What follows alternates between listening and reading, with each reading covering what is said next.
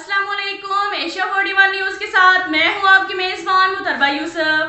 खबर शामिल करते हैं बघर से। हमारे crime reporter Mohammad Oscar Bidwal के मुताबिक डीपीओ बघर राना ताहिर रहमान खान की ज़ेर सदारत बसिलसिला चहलम हजरत इमाम हुसैन मुंतज़मीन मुजालिसो जुलूस अमन कमेटी मेंबरान सदर अंजमन ताजरान के साथ मीटिंग की और मरकजी प्रोग्राम 11-12 सफर मुजफ्फर के लिए किए गए सिक्योरिटी इंतजामात का जायजा लेने के लिए कोटली इमाम बारगाह कदीमी कब्रिस्तान का विजिट किया।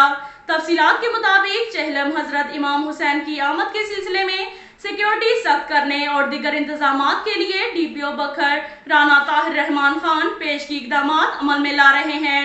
बघर की हसासियत को मद्देनजर रखते हुए पूरी कोशिश की जा रही है कि तमाम मुयस्सर वसाइल को बरोए कार लाते हुए अमन अमान की सूरत हाल को कायम रखने और जिले के अमन को तकवीयत देने के लिए मुंतज़मीन मुजालिसो जुलूस मेंबरान अमन कमेटियां सदर अंजमन ताजरान के साथ मीटिंग मुनक्किद की गई।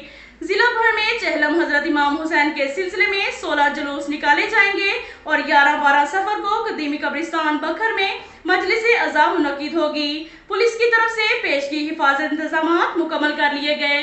डीपीओ ऑफिस में हदायत की गई कि मुहर्रम उल हराम की तर्ज पर मुकम्मल SOPs पर अमल दरामद को यकीनी बनाएंगे। सोशल मीडिया पर किसी किस्म की तफरकाबाजी करने वालों के खिलाफ सख्त तरीन कानूनी कार्रवाई अमल में लाई जाएगी।